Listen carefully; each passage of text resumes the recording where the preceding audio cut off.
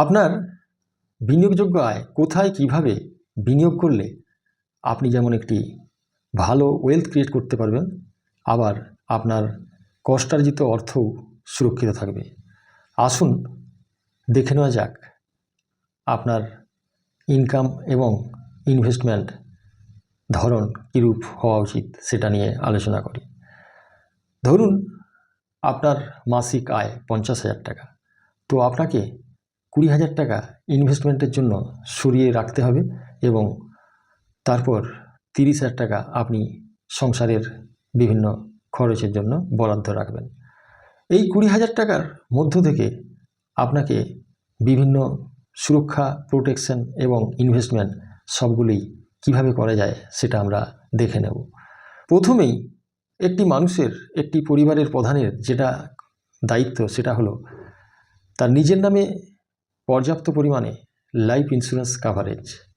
তো আপনি মাসিক 5,000 টাকা দিয়ে নিজের নামে একটি বা গোল অনুযায়ী একাধিক লাইফ ইন্স্যুরেন্সে পলিসি নেবেন, তাতে করে একটি পর্যাপ্ত লাইফ ইন্স্যুরেন্স প্রোটেকশন আপনি পেয়ে যাবেন।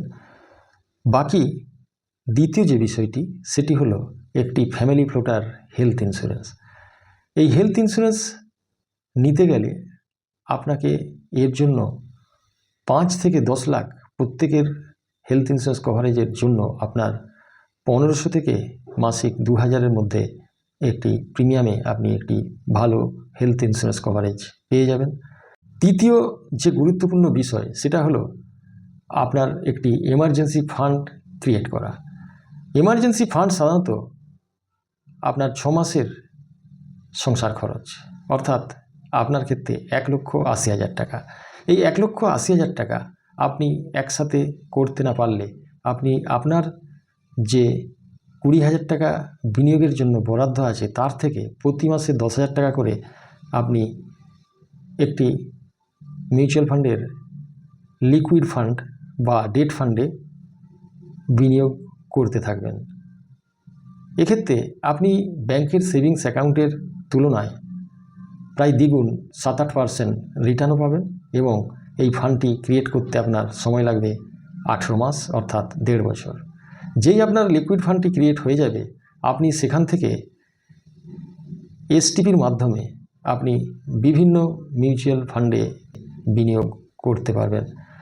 আপাতত আপনার রইল 20,000 টাকা থেকে 5,000 টাকা লাইফ ইন্স্যুরেন্স, 2,000 টাকা হেলথ ইন্স্যুরেন্স, 10,000 টাকা ইমার্জেন্সি ফান্ড ক্রিয়েট বাবদ, আর 17,000 টাকা এখনও আপনার কাছে আছে 3,000 টাকা। এই 3,000 টাকা সরাসরি আপনি মিউচুয়াল ফান্ডের কোনো স্কিমে এসআইপি শুরু করতে পারবেন। এইভাবে করলে আশা করি আপনার পুরো প্রোটেকশন এবং বিনিয়োগের একটি সম্পূর্ণ রেখা তৈরি হবে এবং এইভাবে হলে আপনার একটি ভালো ওয়েলথ ক্রিয়েট হবে এবং আপনার প্রিন্সিপাল বা ক্যাপিটালও সুরক্ষিত থাকবে।